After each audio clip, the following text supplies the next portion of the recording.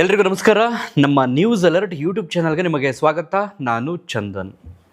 ಅನ್ನ ಹಾಕಿದ ಮನೆಗೆ ಕನ್ನ ಹಾಕಬಾರ್ದು ಅನ್ನೋಂಥ ಒಂದು ಗಾದೆ ಮಾತನ್ನು ನಾವು ಕೇಳಿರ್ತೀವಿ. ಜನಪದ ಶೈಲಿಯಲ್ಲಿರ್ತಕ್ಕಂಥ ಮಾತು.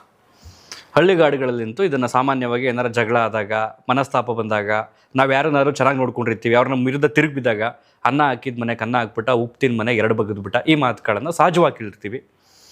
ಬಟ್ ಅಂಥದ್ದನ್ನು ನೋಡ್ತಿರ್ತೀವಿ, ಬಟ್ ಈ ರೇಂಜ್ನಲ್ಲಿ ನೋಡಿರಲ್ಲ ಅಂತ ನಾನು ಅಂದ್ಕೊಳ್ತೀನಿ. ಅಂದರೆ ಈ ರೀತಿಯಲ್ಲಿ ನಾವು ಯಾರು ಕೂಡ ನೋಡಿರಲ್ಲ ಅಂತ. ಮೈಸೂರು ಜಿಲ್ಲೆಯ ನಂಜನಗೂಡು ತಾಲೂಕಿನ ಕಸುವಿನಹಳ್ಳಿ ಅಂತ ಒಂದು ಗ್ರಾಮ. 63 ವರ್ಷದ ಓರ್ವ ತಾಯಿ ಶಿವರುದ್ರಮ್ಮ ಅಂತ ಅವ್ರ ಹೆಸರು. ಈ ಮಹದೇವಪ್ಪ ಅನ್ನೋಂಥ 54 ವರ್ಷದ ಈ ವ್ಯಕ್ತಿಗೆ, ಅಂದರೆ ಸೇಮ್ ಅದೇ ಊರಿನವನು, ಅವಾಗವಾಗ ಅನ್ನ ಹಾಕ್ತಿದ್ರು ನೋಡಿ. ಆದರೆ ಆ ಮಹಿಳೆ ಮೈ ಮೇಲಿದ್ದಂಥ ಆ ಮಾಂಗಲ್ಯ ಸರ, ಕಿವಿಯಲ್ಲಿದ್ದಂಥ ಕಿವಿ ಓಲೆ ಎರಡು ಸೇರಿ ಹೆಚ್ಚು ಕಡಿಮೆ 70 ಗ್ರಾಮ್. ಅನ್ನ ಹಾಕಿದ ಕೈ ಇಷ್ಟು ಬೇಜಾರಾಗ್ತೈತೆ ಅಂತಂದರೆ, ನಮ್ಮ ಜನ ಎಂಥ ಮಟ್ಟಕ್ಕೆ ಇಳಿದ್ಬಿಡ್ತಾರೆ, ಎಂಥ ಕೀಳು ಮಟ್ಟಕ್ಕೆ ಇಳಿದ್ಬಿಡ್ತಾರೆ. ತನ್ನ ಸ್ವಾರ್ಥಕ್ಕೋಸ್ಕರ, ಆಸೆಗೋಸ್ಕರ, ಹಣಕ್ಕೋಸ್ಕರ, ಅಥವಾ ನಾಳೆ ನಾವು ಹೆಂಗೆ ನಮ್ಮ ಜೀವನವನ್ನು ಸಾಗಿಸ್ಬೇಕು, ಅದಕ್ಕೇನೇನು ಅನುಕೂಲತೆ ಬೇಕು ಅನ್ನೋದಕ್ಕೋಸ್ಕರ ಯಾವ ಹಂತಕ್ಕೆ ಬೇಕಾದರೂ ಜನ ಇಳಿತಾರೆ ಅನ್ನೋದಕ್ಕೆ ಇದೇ ಲೈವ್ ಎಕ್ಸಾಂಪಲ್. ಮೈಸೂರು ಜಿಲ್ಲೆ ನಂಜನಗೂಡು ತಾಲೂಕಿನ ಕಸುವಿನಹಳ್ಳಿ ಗ್ರಾಮದಲ್ಲಿ ಕಳೆದ ವಾರ ಶಿವರುದ್ರಮ್ಮ ಅನ್ನೋಂಥವ್ರು ನಾಪತ್ತೆ ಆಗಿರ್ತಾರೆ. ಅವ್ರ ಗಂಡ ಹೋಗಿ ಕಂಪ್ಲೇಂಟ್ ಕೊಟ್ಟಿರ್ತಾರೆ. ಪಾಪ ವಯೋ ದಂಪತಿ ಇಬ್ಬರು ಕೂಡ ಹೋಗಿ ನಂಜನಗೂಡು ಗ್ರಾಮಾಂತರ ಪೊಲೀಸ್ ಠಾಣೆಯಲ್ಲಿ ಅವ್ರ ಯಜಮಾನರು ಕಂಪ್ಲೇಂಟ್ ಕೊಟ್ಟಿರ್ತಾರೆ. ನಂಜನಗೂಡಿನ ಸುಮಾರು ಒಂದು 10ರಿಂದ 12 ಕಿಲೋಮೀಟರ್ ವ್ಯಾಪ್ತಿಯಲ್ಲಿರ್ತಕ್ಕಂಥ ಗ್ರಾಮ ಇವ್ರದ್ದು. ಪೊಲೀಸರು ತನಿಖೆಯನ್ನು ಆರಂಭಿಸ್ತಾರೆ. ಈ ಕಡೆ ಪೊಲೀಸರಿಗೆ ತಲೆನೋವು, ಹೆಂಗಪ್ಪ ಹುಡ್ಕೋದೀಗ? ಆ ಮಹಿಳೆ ಚಪ್ಪಲಿ ಬೇರೆ ಇಲ್ಲೇ ಬಿದ್ದೋಗುವೆ, ಇನ್ನು ಹೆಂಗೆ ಹುಡ್ಕೋದು? ಪಕ್ಕದಲ್ಲಿ ಬೇರೆ ಚಿರತೆ ಹೆಜ್ಜೆ ಗುರುತು, ಮೇ ಬಿ ಚಿರತೆ ತಿನ್ಕೊಂಡಿರ್ಬೋದು, ಚಿರತೆ ಏನೋ ಮಾಡಿಬಿಟ್ಟೈತೆ ಅಂದ್ಕೊಂಡು ಫಾರೆಸ್ಟ್ ಡಿಪಾರ್ಟ್ಮೆಂಟ್ಗೆ ಇನ್ಫಾರ್ಮ್ ಮಾಡಿ, ಫಾರೆಸ್ಟ್ ಡಿಪಾರ್ಟ್ಮೆಂಟ್ ಬಂದು ಅಲ್ಲೆಲ್ಲ ಹುಡ್ಕಾಡಿ ತಲೆ ಕೆಟ್ಟೋಗಿ ಅವರಿಗೆ ಅಲ್ಲೊಂದು CC ಕ್ಯಾಮ್ರಾನ ಒಂದು ಫಿಕ್ಸ್ ಮಾಡಿ, ಚಿರತೆ ಏನಾದರೂ ಬರುತ್ತಾ ಸೆರೆ ಹಿಡಿಯೋಣ ಅಂತ ಅವರು ಕಾಯ್ಕೊಂಡು ಕೂತಿದ್ರು. ಬಟ್ ಇಲ್ಲಿ ಅಸಲಿ ಚಿರತೆ ಪ್ಲ್ಯಾನ್ ಮಾಡಿತ್ತಲ್ಲ, ಆ ಚಿರತೆ ಈ ಹುಡ್ಕಾಡ್ತಿದ್ರಲ್ಲ ಜನ, ಅವ್ರ ಜೊತೆನೇ ಹುಡ್ಕಾಡ್ತಿತ್ತು. ಅದು ಕೂಡ ನಾನು ತುಂಬ ಒಳ್ಳೆಯವನು, ನಾನು ತುಂಬ ನಂಬಿಕಸ್ತ ಅವರಿಗೆ, ಅಯ್ಯೋ ಪಾಪ ಅಮ್ಮ ತಿರೋಗ್ಬಿಟ್ರಲ್ಲ, ನಂಗೆ ಅನ್ನ ಹಾಕ್ತಿದ್ರು ಅನ್ನೋ ರೇಂಜಲ್ಲಿ ಈ ವ್ಯಕ್ತಿ ಆ ಜನಗಳ ಜೊತೆ ಹುಡ್ಕಾಡ್ತಿದ್ದ. But finally ಸಿಗಾಕೊಂಡ. ಕಳ್ಳ ಒಂದಿನ ತಪ್ಸ್ಕೋಬೋದು, 2 ದಿನ ತಪ್ಸ್ಕೋಬೋದು, 1 ವಾರ ತಪ್ಸ್ಕೋಬೋದು, ಬಟ್ ಸಿಗಾಕೊಳ್ತಾನೆ. ಹೇಗಾಯಿತು ಹಾಗಾದರೆ ಘಟನೆ? ಶಿವರುದ್ರಮ್ಮ ಅನ್ನೋಂಥ ಈ ತಾಯಿ 63 ವರ್ಷದವರು, ನೀವು ಫೋಟೋದಲ್ಲಿ ನೋಡ್ತಾ ಇದ್ದೀರಲ್ಲ, ಕಳೆದ ವಾರ, ಅಂದರೆ ಹೆಚ್ಚು ಕಡಿಮೆ ಈ ಇನ್ಸಿಡೆಂಟು ಆಗಿ ಆಲ್ರೆಡಿ ವಾರ ಆಗೋಗೈತೆ. ಬಟ್ ಮೊನ್ನೆ ಇವನನ್ನು ಅರೆಸ್ಟ್ ಮಾಡಾಕಿದ್ದಾರೆ, ಆ ಬಾಡಿ ವಾಪಸ್ ಆಚೆ ತೆಗೆದು. ಕಳೆದ ವಾರ ಪಾಪ ಈ ತಾಯಿ ಶಿವನ ದೈವ ಭಕ್ತೆ, ಶಿವಂಗೆ ಬಿಲ್ವಪತ್ರೆಯನ್ನು ಹಾಕಿ ಪೂಜೆ ಮಾಡಬೇಕು ಅನ್ನೋದು ಪ್ರತಿ ವಾರ ಪ್ರತೀತಿ ಈ ತಾಯಿದು. ಬಿಲ್ಪತ್ರೆ ತರಬೇಕು ಅಂತ ಅಂದ್ಕೊಂಡು ಅವ್ರ ಮನೆಯಿಂದ ಒಂದು 800 ಮೀಟ್ರಿಂದ 1 ಕಿಲೋಮೀಟರ್ ವ್ಯಾಪ್ತಿಲಿರ್ತಕ್ಕಂಥ ಜಮೀನ್ ಹತ್ರ ಹೋಗಿರ್ತಾರೆ. ಜಮೀನು ಪಕ್ಕದಲ್ಲಿ ಬಿಲ್ವಪತ್ರೆ ಮರ ಇರುತ್ತೆ. ಅಮ್ಮ ನಂಗೆ ಕಿತ್ಕೊಡ್ತೀನಿ ಬನ್ನಿ ಬಿಲ್ಪತ್ರೆನ ಅಂತಂದ್ಬಿಟ್ಟು ಇವನೇನು ಮಾಡಿದ್ದಾನೆ, ಮಹಾದೇವಪ್ಪ ಅನ್ನೋಂಥವನು, ಇವ್ರ ಜಮೀನು ಇದೆಯಲ್ಲ ಶಿವರುದ್ರಮ್ಮವ್ರ ಜಮೀನು, ಇವ್ರ ಜಮೀನು ಪಕ್ಕ ಇನ್ನೊಂದು ಜಮೀನು ಇರುತ್ತೆ, ಮೈಸೂರಿನವರು ಅದಕ್ಕೆ ವಾರಸ್ದಾರರು. ಅದನ್ನು ಇವನು ನೋಡ್ಕೊಳ್ತಾ ಇರ್ತಾನೆ. ಆ ಜಮೀನನ್ನು ಕಿತ್ಕೊಡ್ತೀನಿ ಬನ್ನಿ ನಾನೇ ಅಂತ ಅಂದ್ಬಿಟ್ಟು ಕರ್ಕೊಂಡು ಹೋಗಿರ್ತಾನೆ. ಪಾಪ ಈ ಅಮ್ಮ ಅವಾಗವಾಗ ಅವನಿಗೆ ಊಟ ತಂದು ಕೊಡೋದು, ಮಧ್ಯಾಹ್ನ ಹೊತ್ತು ಅಥವಾ ಬೆಳಗ್ಗೆ ಹೊತ್ತು ತಗೊಳಪ್ಪ ಊಟ ಅಂತ ಅಂದ್ಕೊಂಡು ಈ ಥರ ಎಲ್ಲ ಅವನ್ನ ಟ್ರೀಟ್ ಮಾಡಿದೆ. ಪಾಪ ತಾಯಿ ರೂಪದಲ್ಲಿ ಬನ್ನಿ ಅಮ್ಮ ಕಿತ್ಕೊಡ್ತೀನಿ ಬಿಲ್ಪತ್ರನ ಅಂತ ಅಂದ್ಬಿಟ್ಟು ಕರ್ಕೊಂಡು ಹೋಗಿದ್ದಾನೆ. ಟಾರ್ಗೆಟ್ ಬಂದು ಬಿಲ್ಪತ್ರ ಕಿತ್ಕೊಡೋದಲ್ಲ, ಆ ಅಮ್ಮನ ಕತ್ತಲ್ದಿರೋ ಸರ ಮತ್ತು ಕಿವಿಲಿರೋ ಓಲೆ ಕಿತ್ಕೊಬೇಕಾಗಿರೋದು. ಸೊ ಸುಮ್ಮನೆ ಆ ಅಮ್ಮ ಜೀವಂತವಾಗಿ ಇದ್ಕೊಂಡು ಕಿತ್ಕೋತೀನಿ ಅಂದರೆ ಬಿಟ್ಬಿಡ್ತಾರ? ಯಾರು ಪ್ರತಿರೋಧವನ್ನು ವಿರೋಧಿಸ್ತಾರೆ, ಇಲ್ಲಪ್ಪ ನಾನು ಕೊಡಲ್ಲ ಅನ್ನೋ ಥರನೋ, ಅಥವಾ ಇನ್ನೇನೋ ಆಗುತ್ತೆ, ಕಿರ್ಚಾಡೋದು ಅರ್ಚಾಡೋದು ಈ ಥರ ಆಗುತ್ತೆ. ಸಂಜೆ 5 ಗಂಟೆ ಆಸುಪಾಸು ಆ ಅಮ್ಮನ ಹೊಡೆದು ಫಿನಿಶ್ ಮಾಡಿ, ಮೈ ಮೇಲಿರ್ತಕ್ಕಂಥ ಒಡವೆಗಳನ್ನ ಕಿತ್ಕೊಂಡು, ಕಿವಿಯಲ್ಲಿರ್ತಕ್ಕಂಥ ಓಲೆನ ಕಿತ್ಕೊಂಡು, ಪಕ್ಕದಲ್ಲಿ ಅಲ್ಲೇ ಎಲ್ಲೋ ದೂರದಲ್ಲಿದ್ದಂಥ ಒಂದು ಕೊಳವೆ ಬಾವಿ ಕೊರೆದಿರ್ತಾರಲ್ಲ, ಬೋರ್ವೆಲ್ ಹಾಕ್ಸಿರ್ತಾರಲ್ಲ, ಆ ನೀರು ಬಂದಿಲ್ಲ ಅಂದರೆ ಏನಾಗಿರುತ್ತೆ ಹೇಳಿ ಅದನ್ನು ಮುಚ್ಚಿಬಿಟ್ಟಿರ್ತಾರೆ. ಅಲ್ಲಿಗೆ ತೊಗೊಂಡೋಗಿ ಈ ಅಮ್ಮನ ಊತಾಕಿ ಅದ್ರ ಮೇಲೆ ಮಣ್ಣು ಕಲ್ಲು ಎಲ್ಲನೂ ಮುಚ್ಚಾಕ್ಬಿಟ್ಟು, ಈ ಅಮ್ಮನ ಎಳ್ಕೊಂಡೋಗಿದ್ನಲ್ಲ ಆ ಜಾಗದಲ್ಲಿ ಚಪ್ಪಲಿ ಬಿದ್ದಿದ್ದು, ಈ ತಾಯಿದು ಶಿವರುದ್ರಮ್ಮವ್ರದ್ದು ಚಪ್ಪಲಿ ಬಿದ್ದಿರೋ ಜಾಗದಲ್ಲಿ ಈ ರೀತಿ ತನ್ನ ಕೈಗಳಿಂದ ಚಿರತೆ ಗುರುತು ಥರ ಕ್ರಿಯೇಟ್ ಮಾಡಿರೋದು. ನಿಮಗೆ ಆ ಭೂಮಿಗೆ, ಪಸಿ ಇರೋ ಭೂಮಿಗೆ ಏನಾಗುತ್ತೆ ಹೇಳಿ, ಮಣ್ಣು ನೀರು ತೇವವಾಗಿರ್ತಕ್ಕಂಥ ಭೂಮಿ ಮೇಲೆ ಹಿಂಗೆ ಮಾಡಿದಾಗ ಏನಾಗುತ್ತೆ, ಗುರುತು ಇಳಿಯುತ್ತೆ. ಬಟ್ ಇದು ದೊಡ್ಡ ಚಿರತೆ, ಇದು ಈ ಚಿರತೆ ಹೆಜ್ಜೆ ಗುರುತು ಇಷ್ಟಿರ್ತವೆ, ಎಷ್ಟು ಇವನು ಚಿರತೆ ಗುರುಜು ಇವ್ನು ಇಷ್ಟ ಆಗೈತೆ ಅಲ್ಲೇ ತಗ್ಲಾಕೊಂಡಿದ್ದವನು.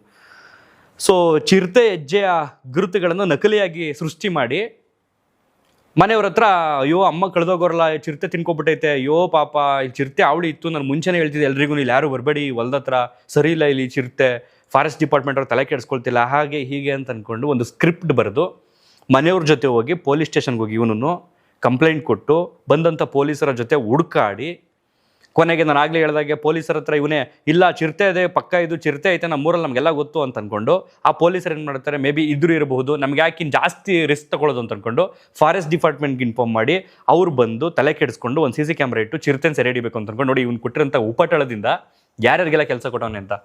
ಕೊನೆಗೆ ಯಾವಾಗ ಇವನು ಒಬ್ಬನೇ ಚಿರತೆ ಚಿರತೆ ಚಿರತೆ ಅಂತವನಲ್ಲ ಅಂತ ಅಂದ್ಬಿಟ್ಟು ಏನು ಮಾಡಿದ್ರೆ ಪೊಲೀಸರಿಗೆ ಅನುಮಾನ ಬಂದು ಇವನನ್ನು ಅರೆಸ್ಟ್ ಮಾಡಿ ಇನ್ವೆಸ್ಟಿಗೇಟ್ ಮಾಡಿದ್ದಾರೆ. ರಾತ್ರಿ ಹೊತ್ತು ವಿಚಾರಣೆ ನಡೆಯುವಂಥ ಸಂದರ್ಭದಲ್ಲಿ ಆ ಕೊಳವೆ ಬಾವಿ ಹತ್ರ ಹೋದಾಗ ಇದೇನಿದು ಮಣ್ಣು ಹೊಸ ಮಣ್ಣು ಥರ ಐತಲ್ಲ, ಈ ಬೋರ್ವೆಲ್ ಆಗಿರೋದು ಎಷ್ಟೋ ದಿನ ಆಗೈತಲ್ಲ ಅಂತ ಅಂದ್ಕೊಂಡು ಆ ಕೊಳವೆ ಬಾವಿನ ಎತ್ತಿದಾಗ ಆ ತಾಯಿದು ಬಾಡಿ ಸಿಕ್ಕಿದೆ. ಆಮೇಲೆ ಇವನನ್ನು ಅರೆಸ್ಟ್ ಮಾಡ್ತಾರೆ, ಬಂಧಿಸ್ತಾರೆ, ಸ್ಟೇಷನ್ಗೆ ಕರ್ಕೊಂಡು ಹೋಗ್ತಾರೆ, ಪೊಲೀಸ್ ಭಾಷೆಯಲ್ಲಿ ವಿಚಾರಣೆಯನ್ನು ನಡೆಸ್ತಾರೆ, ಬಾಯಿ ಬಿಡಲ್ಲ ಅವನು. ಅದಾದಮೇಲೆ ಇನ್ನೊಂದು ಚೂರು ಟ್ರೀಟ್ಮೆಂಟ್ ಇರುತ್ತಲ್ಲ ಅದನ್ನು ಕೊಟ್ಟಾಗ ಬಾಯಿ ಬಿಟ್ಟಿದ್ದಾರೆ. ಹೌದು ನಾನೇ ಹಿಂಗೆ ಮಾಡಿಬಿಟ್ಟೆ ಅಂತಂದ್ಬಿಟ್ಟು ಹೆಚ್ಚು ಕಡಿಮೆ ಒಂದು 60 ಗ್ರಾಮ್ ಚಿನ್ನನ ಕೊಟ್ಟಿದ್ದಾನೆ, ಮಿಕ್ಕಿದ್ದನ್ನು ಖರ್ಚು ಮಾಡ್ಕೊಂಡ್ಬಿಟ್ಟಿದ್ದಾನೆ. ನೋಡಿ ಎಂತೆಂಥ ಜನ ಇರ್ತಾರೆ ನಮ್ಮ ಸುತ್ತಮುತ್ತ ಅನ್ನೋದಕ್ಕೆ ಇದೊಂದು ಎಕ್ಸಾಂಪಲ್ಲು. ಯಾರೋ ಹೊರ್ಗಡೆ ಬಂದು ಅಪರಿಚಿತ ವ್ಯಕ್ತಿ ಮಾಡೋನೆ ಅಂತಂದರೆ ಅದೊಂದು ಅಪರಾಧ, ಕ್ರೈಮ್ ಆಗೋಗಿದೆ ಅಂತ ಅನ್ಬೋದು. ಜನ ದಾರಿ ತಪ್ಪಿಟ್ಟಿದ್ದಾರೆ, ದುರಾಸೆ ಅಥವಾ ಮೈ ಬಗ್ಸಿ ದುಡಿಯೋಕ್ಕಾಗದಿರ್ತಕ್ಕಂಥ ಮನಸ್ಥಿತಿಲಿ ಈ ಥರ ಅಡ್ಡದಾರಿ ಹಿಡಿದಿದ್ದಾರೆ ಅಂತ ಅನ್ಬೋದು. ಆದರೆ ಇದೊಂದು ಕಳ್ಳು ಬೆಕ್ಕು ಎಷ್ಟು ದಿನದಿಂದ ಒಂಚು ಹಾಕೊಂಡು ಕೂತಿತ್ತು ನನಗಂತೂ ಗೊತ್ತಿಲ್ಲ. ಅನ್ನ ಹಾಕಿರೋ ಕೈನೇ ಕಚ್ಬಿಟ್ಟೈತಲ್ಲ ಇದು. ನಿಜಕ್ಕೂ ಇವುಗಳಿಗೆಲ್ಲ ಯಾವ ದೇವರು ಕೂಡ ಕ್ಷಮಿಸಲ್ಲ ಇವ್ರನ್ನ. ಪಾಪ ತಾಯಿ ಅದೆಷ್ಟು ಒದ್ದಾಡ್ಕೊಳೋದು, ಎಷ್ಟು ಕಿರ್ಚಾಡ್ಕೊಳೋದು, ಎಷ್ಟು ಬಡ್ಕೊಂಡ್ರೋ ನನಗಂತೂ ಗೊತ್ತಿಲ್ಲ. ನೀವು ಕೇಳ್ಬೋದು ಈಗ ಎಮ್ಮ ಯಾಕೆ 70 ಗ್ರಾಮ್ ಚಿನ್ನ ಹಾಕೊಂಡು ಅಲ್ಲಿ ತನಕ ಹೋಗ್ಬೋದಕ್ಕಿತ್ತು, ಹೋದ್ರು, ನಿಜವಾಗ್ಗೂ ಇತ್ತ, ಸುಳ್ಳ ಇದನ್ನಾರ ಅಂತ. ಇದನ್ನು ಸ್ವಲ್ಪ ಡೀಪಾಗಿ ವಿಚಾರಿಸಿದ ಪ್ರಕಾರ ಗೊತ್ತಾಗಿದ್ದ ಮಾಹಿತಿ ಏನು ಅಂತಂದರೆ, ಶಿವರುದ್ರಮ್ಮ ಅನ್ನೋಂಥ ತಾಯಿ ಇದ್ದಾರಲ್ಲ, ಅವರ ತವ್ರ ಮನೆಯವರು ಹೆಣ್ಮಕ್ಳಾಗಿದ್ದರಿಂದ ತವ್ರ ಮನೇಲಿ ಎಲ್ಲರಿಗೂ ಜಮೀನನ್ನು ಮಾರಿ ಉಳಿದಂಥ ಹೆಣ್ಮಕ್ಳುಗಳಿಗೆ ಹಣ ಕೊಟ್ಟಿರ್ತಾರೆ. ಇವ್ರು ನನಗೆ ಹಣ ಬೇಡ, ಹಣದ ಬದಲಿಗೆ ನನಗೆ ಚಿನ್ನ ಮಾಡಿಸ್ಕೊಡಿ ಅಂತ ಚಿನ್ನ ಮಾಡಿಸ್ಕೊಂಡಿರ್ತಾರೆ. 70 ಗ್ರಾಮ್ ಚಿನ್ನನ. 70 ಗ್ರಾಮ್ ಚಿನ್ನ ಯಾವಾಗಲೂ ಅವ್ರಿಗೊಂದು ಆಸೆ ಮೈ ಮೇಲೆ ಇರುತ್ತೆ ಅನ್ನೋ ಕಾರಣಕ್ಕೆ ಯಾವಾಗಲೂ ಮೈ ಮೇಲೆ ಹಾಕೊಂಡಿರ್ತಿದ್ರು. ಅದು ಇವನ ಕಣ್ಣನ್ನು ಕುಕ್ಕಿರೋದು, ಇವನ ಕಣ್ಣು ಅದನ್ನು ಕುಕ್ಕಿರೋದು. ಬಟ್ ಇಲ್ಲಿ ತುಂಬ ದುಃಖಕರವಾದ ವಿಚಾರ ಏನು ಅಂತಂದರೆ, ಯಾವ ಶಿವರುದ್ರಮ್ಮ ಈಗ ಮೃತಪಟ್ಟಿದ್ದಾರಲ್ಲ ಅವ್ರಿಗೆ ಒಂದು ಹೆಣ್ಮಗು, ಒಂದು ಗಂಡು ಮಗು. ಬಟ್ ಗಂಡು ಮಗು ಬಂದು ವಿಶೇಷ ಚೇತನ, ಬೆಡ್ ರಿಡನ್ನು. ಪಾಪ ಮಗುನ ಹೆಂಗೆ ನೋಡ್ಕೊಳ್ತಾರೋ ಏನೋ, ಆ ತಾಯಿ ಅದೆಷ್ಟು ಕೊರಗು ಪ್ರಾಣ ಬಿಟ್ಟರೋ ಈ ಥರ ಇದೆಲ್ಲ ನೆನೆಸ್ಕೊಂಡು ಮಗು ಇದೆ ಮನೇಲಿ, ಅದೆಲ್ಲ ಅರ್ಥ ಮಾಡ್ಕೊಬೇಕಿತ್ತು ಈ ವ್ಯಕ್ತಿ. ಬಟ್ ಅವ್ನಿಗೆ ಅದು ಯಾವ ಶಿಕ್ಷೆ ಕೊಡ್ತಾರೋ ನನಗಂತೂ ಗೊತ್ತಿಲ್ಲ. ಯೂಶ್ವಲಿ ನಾವು ಗಮನಿಸ್ತಾ ಇದ್ದೀವಿ ಇತ್ತೀಚೆಗೆ ಆಗ್ತಿರ್ತಕ್ಕಂಥ ಅಪರಾಧಗಳ ಪ್ರಮಾಣದಲ್ಲಿ ಶಿಕ್ಷೆ ಕಡಿಮೆ ಇರೋದ್ರಿಂದನೋ ಏನೋ ಗೊತ್ತಿಲ್ಲ, ಜನ ಈ ರೀತಿ ಮನ್ಸು ಮಾಡ್ತಿದ್ದಾರೆ ಅಂತ ಅನಿಸ್ತಾ ಇದೆ. ಬದಲಿಗೆ ಸರಿಯಾಗಿ ಶಿಕ್ಷೆ ಕೊಟ್ಟರು ಅಂತಂದರೆ ಒಂದಷ್ಟು ಜನರಿಗೆ ಆ ಶಿಕ್ಷೆ ಮಾದರಿ ಆಗುತ್ತೆ, ಭಯ ಹುಟ್ಟಿಸುತ್ತೆ, ಕ್ರೈಮ್ ರೇಟ್ ಕಡಿಮೆ ಆಗ್ಬೋದು, ನಮ್ಮ ಕಾನೂನು ವ್ಯವಸ್ಥೆ ತಲೆ ಕೆಡಿಸ್ಕೊಂಡ್ರೆ ಆಗುತ್ತೆ. ಇದು ಇಲ್ಲ ಅಂದ್ರೆ ಇಲ್ಲ. ಇನ್ನು ನಮ್ಮ ರಾಜಕೀಯದ ಪಾಲಿಟಿಕ್ಸ್ನಲ್ಲಿ CM ಅವರಾಗಬೇಕು, ಮಿನಿಸ್ಟರ್ ಆಗಬೇಕು ಅಂತ ಈ ಲಾಭ ಮಂತ್ರಿಗಿರಿ ಇದೆಲ್ಲ ನಡೀತಾ ಇದೆಯಲ್ಲ. ಸೊ ಹಾಗಾಗಿ ಜನಗಳ ಬಗ್ಗೆ ಅಷ್ಟೊಂದೆಲ್ಲ ಆಸಕ್ತಿ ಹೋಗಿರಲ್ಲ ಅವ್ರಗಳಿಗೆ. ಹಾಗಾಗಿ ಅಟ್ಲೀಸ್ಟು ಅದಕ್ಕೆ ಸಂಬಂಧಪಟ್ಟ ಕಾನೂನು, ಪೊಲೀಸರು ಒಂಚೂರು ಗಮನ ಹರಿಸ್ಬೇಕಾಗುತ್ತೆ. ಇನ್ನು ಮೈಸೂರಿನ SP ಮಲ್ಲಿಕಾರ್ಜುನ್ ಬಾಲದಂಡಿ ಅವರು ಸ್ಥಳಕ್ಕೆ ವಿಸಿಟ್ ಮಾಡಿ ಆ ವ್ಯಕ್ತಿಯಲ್ಲಿ ನಿಂತಿದ್ದಾನಲ್ಲ, ಇದೇ ವ್ಯಕ್ತಿ ಆರೋಪಿ ಬಂಧಿಸಿದ್ದಾರೆ. ಸೊ ಈಗ ಒಪ್ಕೊಂಡಿದ್ದಾನೆ ಅವನು. ಸೊ ಈಗೇನಾಗಿದೆ ಅಂತಂದರೆ ಇವನೊಬ್ಬನೇ ಸರಿ ಮಾಡಿದ್ದಾನ ಅಥವಾ ಇವನ ಜೊತೆಗೆ ಇನ್ನೂ ಯಾರಾದರೂ ಇದಾರ ಅಂತ ತನಿಖೆಯಲ್ಲಿ ಬಾಯಿ ಬಿಡಿಸುವಂಥ ಪ್ರಯತ್ನ ನಡೀತಾ ಇದೆ. ಗೊತ್ತಿಲ್ಲ ಇವನು ಯಾವ ರೀತಿ ಶಿಕ್ಷೆ ಆಗುತ್ತೆ, ಕೋರ್ಟು ಯಾವ ರೀತಿಯ ಶಿಕ್ಷೆಯನ್ನು ಇವನು ಕೊಡುತ್ತೆ ಅನ್ನೋಂಥದ್ದನ್ನು ಕಾದು ನೋಡಬೇಕು. ಸೊ ನಾನು ಹೇಳೋದೇನು ಅಂತಂದರೆ, 63 ವರ್ಷದ ಮಹಿಳೆ ಅಂತಲ್ಲ, 33 ವರ್ಷದ ಮಹಿಳೆ ಆದರೂ ಬಿಡಲ್ಲ ನಮ್ಮ ಜನ. ಒಂದು ತನ್ನ ದೈಹಿಕ ಸುಖಕ್ಕೋಸ್ಕರ ಮಾಡುವಂಥವ್ರೆ ಈ ಕೆಲಸಗಳನ್ನ, ಕಿಡ್ನಾಪ್ ಮಾಡುವಂಥದ್ದು, ಈ ರೀತಿ ಮಾಡುವಂಥದ್ದನ್ನು. ಇನ್ನೊಂದು ನಾಳೆ ಜೀವನ ನಡೆಸ್ಬೋದು ಅಲ್ಲಿ ಬಂದಿದ್ರಿಂದ ಲಾಭದಿಂದ ಅನ್ನುವಂಥ ಮನಸ್ಥಿತಿ ಇರುವಂಥ ಸಾಕಷ್ಟು ಜನ ನಮ್ಮ ಸುತ್ತಮುತ್ತ ಇದ್ದಾರೆ. ಹಾಗಾಗಿ ತುಂಬ ಹುಷಾರಾಗಿರಿ. ನಮ್ಮ ಕಾನೂನು ವ್ಯವಸ್ಥೆ ಮೇಲೆ ಸಂಪೂರ್ಣವಾದಂಥ ನಂಬಿಕೆ ಇಟ್ಕೊಂಡು ಆರಾಮಾಗಂತೂ ಇರಬೇಡಿ. ನಿಮ್ಮ ಜೀವಕ್ಕೆ ನೀವೇ ಜವಾಬ್ದಾರರು. ಸೊ ಹಾಗಾಗಿ ತುಂಬ ಎಚ್ಚರದಿಂದಿರಿ. ಹೊರಗಡೆ ಎಲ್ಲಾದರೂ ಹೋಗ್ಬೇಕಾದ್ರೆ ಈ ರೀತಿ ತಾಯಿ ಹೋದ್ರಲ್ಲ, ಈಗ ಯಾರು ಇನ್ನೇನು 24 ಜನನ ಕರ್ಕೊಂಡು ಹೋಗೋಕ್ಕಾಗುತ್ತಾ ಜೊತೆಯಲ್ಲಿ? ಬಟ್ ಏನು ಮಾಡೋದಕ್ಕಾಗಲ್ಲ, ವಿಧಿ ಈ ರೂಪದಲ್ಲಿ ಇತ್ತು ಅಂತ ಅನಿಸುತ್ತಷ್ಟೇ. ಬಟ್ ಏನೇ ಆದ್ರೂ ಅಂತಿಮವಾಗಿ ಎಚ್ಚರವಾಗಿರಿ ಅನ್ನುವಂಥದ್ದು ನಮ್ಮ ಸಲಹೆ. ಇದು ಹೇಳ್ತಾ ಈ ವಿಡಿಯೋನ ಇಲ್ಲಿಗೆ ಮುಗಿಸ್ತಾ ಇದ್ದೀನಿ. ಮೈಸೂರು ಜಿಲ್ಲೆ ಅಂತಲ್ಲ, ಮಂಡ್ಯ ಜಿಲ್ಲೆ ಅಂತಲ್ಲ, ಎಲ್ಲ ಕಡೆನೂ ನಡೆಯುತ್ತೆ. ಕೆಲವೊಂದು ಪ್ರಕರಣಗಳು ಬಹುಶಃ ಈ ರೀತಿ ನಡೆದಿರ್ತಕ್ಕಂಥವು ಇನ್ನೂ ಬೆಳಕಿಗೆ ಬಂದಿಲ್ವೇನೋ ಗೊತ್ತಿಲ್ಲ. ಇದು ಬೆಳಕಿಗೆ ಬಂದಿದೆ. ಬೆಳಕಿಗೆ ಬಂದಿರೋದ್ರಿಂದ ಒಂದು ಸಣ್ಣ ಸಲಹೆಯನ್ನು ನಾನು ನಿಮಗೆ ಕೊಡ್ಬೋದು, ಹುಷಾರಾಗಿರಿ ಅಂತ ಹೇಳ್ತಾ ಈ ವಿಡಿಯೋನಲ್ಲಿ ಎಂಡ್ ಮಾಡ್ತಿದ್ದೀವಿ. ಧನ್ಯವಾದ. Thank you so much.